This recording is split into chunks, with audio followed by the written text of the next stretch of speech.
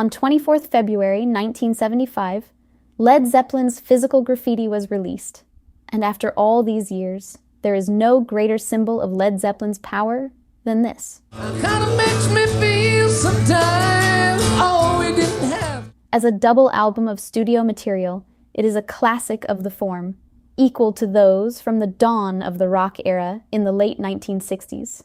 The Beatles' White Album, Bob Dylan's Blonde on Blonde, and the Jimi Hendrix Experience's Electric Ladyland, and other milestones from the 1970s, such as the Rolling Stones' Exile on Main Saint, The Who's rock opera Quadrophenia, and Pink Floyd's The Wall. As Zeppelin's guitarist and leader Jimmy Page said, the whole of the history of Led Zeppelin is musical expansion. And in Physical Graffiti, the full scope of Zeppelin's music was revealed. It gives all the different colors and textures, Page said. The 15 tracks on Physical Graffiti were written and recorded over several years and at various locations. Initially, in the first 2 months of 1974, the band cut 8 new songs at Headley Grange in Hampshire, where much of their 4th album had been recorded. Among these new songs were a number of lengthy pieces, the longest, In My Time of Dying, running to more than 11 minutes. In all of this, they had more music than would fit onto a standard album.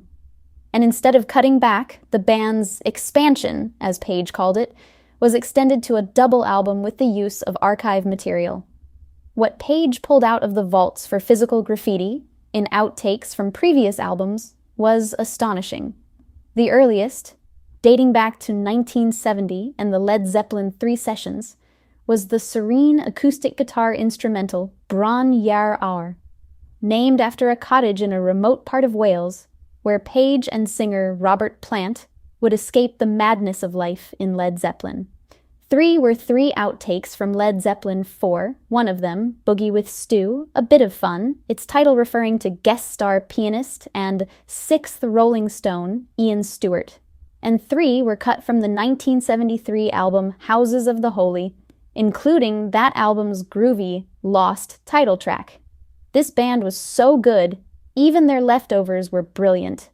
But it was the material from 1974 that gave Physical Graffiti its real weight. Physical Graffiti was the first Zeppelin album to be released on the band's own label, Swan Song, another mark of their power. Like all of our albums, Page said, it was important that it was exactly how it was.